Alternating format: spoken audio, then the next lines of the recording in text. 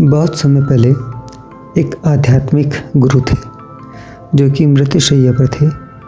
उनके पास उनका एक शिष्य था जो कि आखिरी ज्ञान लेना चाहता था।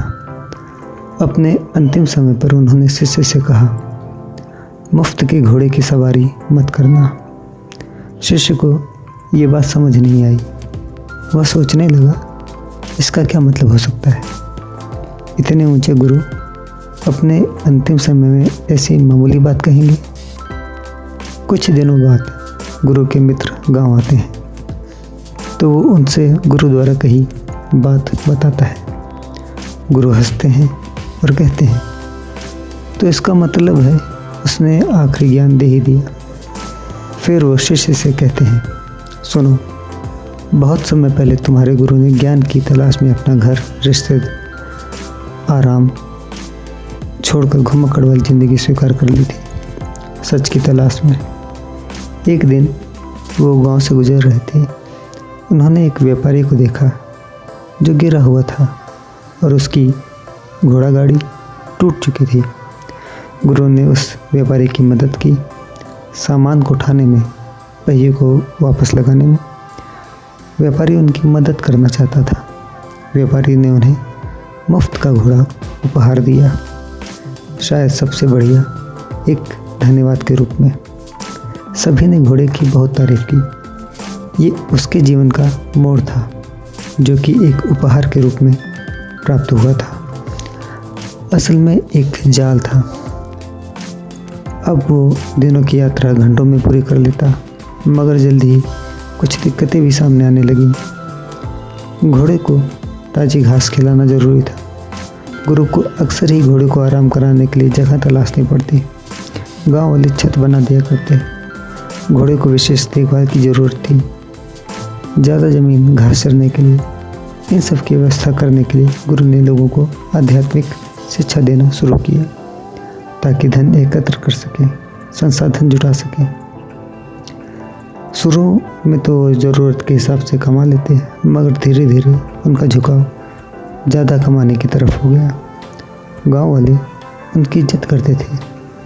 अब उनका जीवन किसी घुमक्कड़ का नहीं रह गया जो कि ज्ञान और सच की तलाश में भटकता था, बल्कि अब वो एक गुरु हो, एक समझदार व्यक्ति, एक व्यक्ति जिसके पास खूबसूरत घोड़ा है, एक ऐसा व्यक्ति जिसका कि सम्मान समाज में धीरे धीरे बढ़ रहा है। गुरु को बिल्कुल भी एहसास नहीं हुआ कि कैसे उनकी सीधी सरल जिंदगी बदल चुकी है पूरी तरह से। कई सालों बाद वो अस्तबल जाते हैं और अपने घोड़े को देखते हैं जो कि अब बूढ़ा हो चुका है, शांत था। उन्होंने धीमे स्वर में घोड़े से दुख भरी आवाज़ में कहा, तुमने मेरा भार नहीं बल्कि मैंने तुम्हारा भार उठाया है। तुमने मेरी सवारी की है और तुम्हारी देखभाल में मैं खुद को भूल गया। असल में जब गुरु ने थोड़ा सा आराम महसूस करना चाहा और अपने मन को इच्छाओं को पूरा करने देना चाहा अपने अनुशासन की कीमत पर, उसी पल वो मन को दी गई छूट एक जंजीर बन गई जिसने गुरु को सालों तक बांधे रखा। शिष्य करीब आया। उसकी आवाज़ धीमी थी। साधु ने कहा, वो घोड़े की बात नहीं कर रहे थे, वो इच्छाओं की बात कर रहे थे। प्रत्येक दिन मन तुम्हारे सामने कई ऐसे घोड़े रखता है जो कि देखने में बिल्कुल भी हानिकारक नहीं है।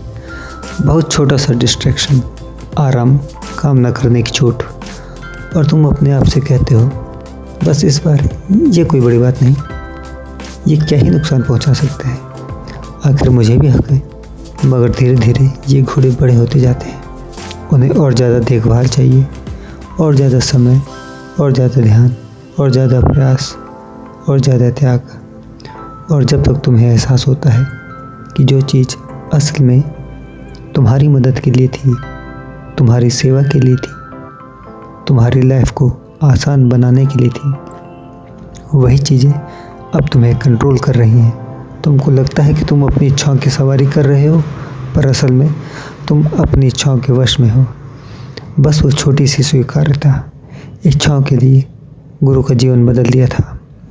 इच्छाओं का साथ धीरे धीरे हमारी आदतें बदल देता है और हमारी आदतें हमारा व्यक्तित्व निर्माण करती हैं। अपनी किसी भी इच्छा को पूरा करने से पहले हमें उसे अपने अनुशासन के पैमाने पर परख लेना चाहिए। मैं ये नहीं कह रहा कि इच्छाओं को पूरा मत करो, मगर जो इच्छाएं व्यवहारिक हों, वर्तमान की आपकी ज़रूरतों, घर और समाज की जिम्मेदारियों को बुरी तरह प्रभावित ना करें, यानी जो वर्तमान की स्थितियों में रहकर पूरी की जा सके उस तरफ जाएं, यानी ऐसी इच्छाएं जो आपकी वर्तमान स्थिति के अनुरूप हों। बाकी तो ना जाने कितनी इच्छाएं लोगों के मन में हैं, जिन्होंने असल में लोगों को मानसिक रूप से गुलाम बना रखा है। कोई भी इच्छा जिसके पूरा ना होने पर आप बेचैन हो जाएं, तो इसका मतलब है कि आप इच्छाओं की कैद में हैं।